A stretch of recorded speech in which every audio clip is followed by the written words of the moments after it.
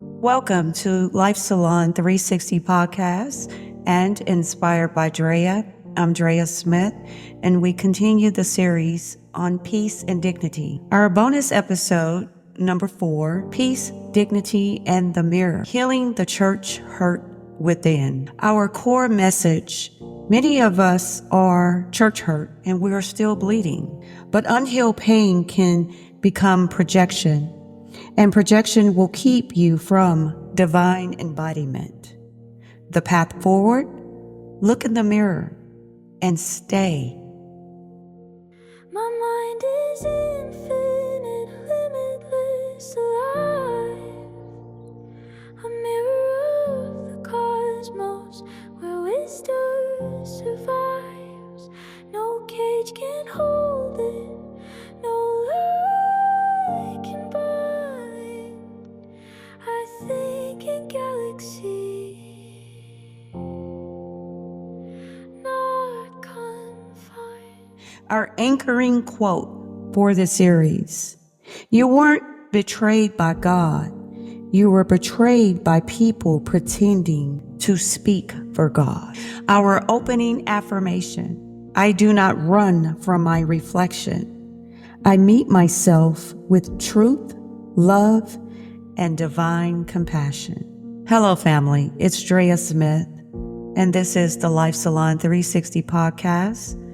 And this episode is a sacred pause, a mirror moment. For those who have walked away, for those who were pushed out, for those who are still angry, still grieving, and still blaming God for what man did. It's time we talk about the pain that doesn't get posted, the projection that hides behind spiritual terms, and the temptation to run when truth finally stares you in the face. This is for those who were deeply church hurt, but also this is for your healing. Church hurt is real, but so is projection. Let's start here. Yes, you were hurt. Yes, you were dismissed, betrayed, overlooked, judged, exiled. You have every right to grieve. You have every right to rage. But here's the part no one tells you. Your unprocessed hurt can become your new religion.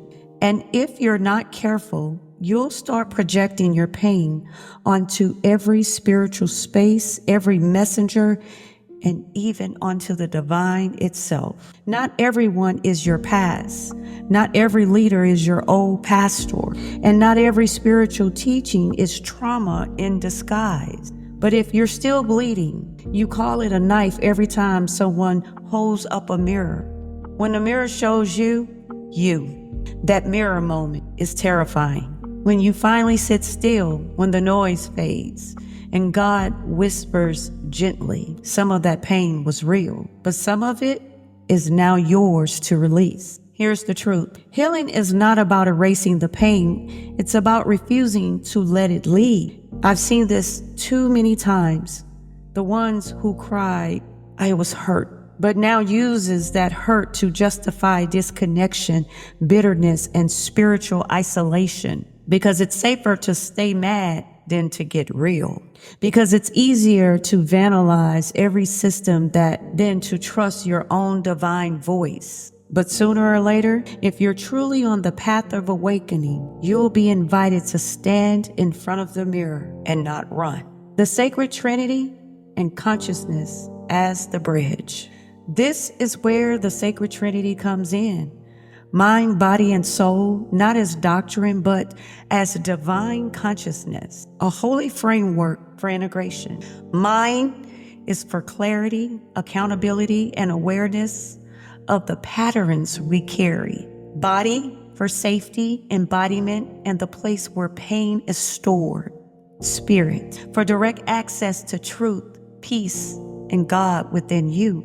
The Trinity becomes the bridge from religious trauma to spiritual sovereignty, from reaction to reflection, from running to remembering. And it is in that remembering that you regain your peace, your dignity, your wholeness.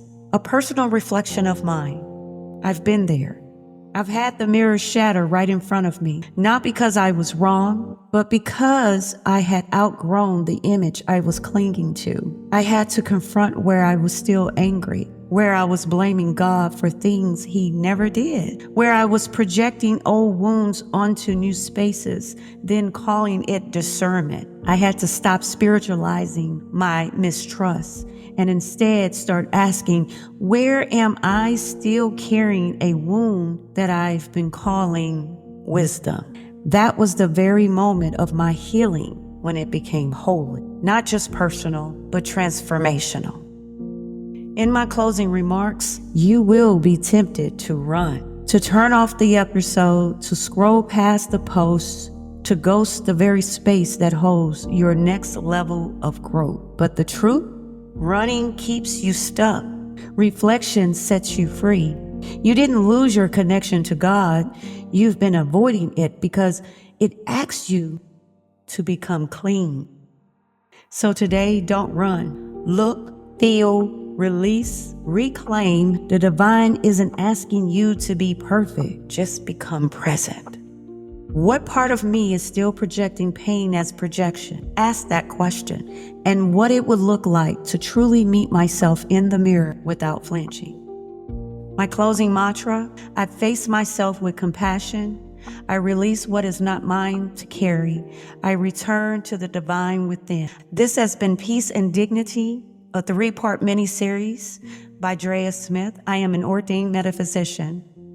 I am simply here to be a conscious steward, and I hope these teachings help guide you across the bridge and know that there is something divine within you.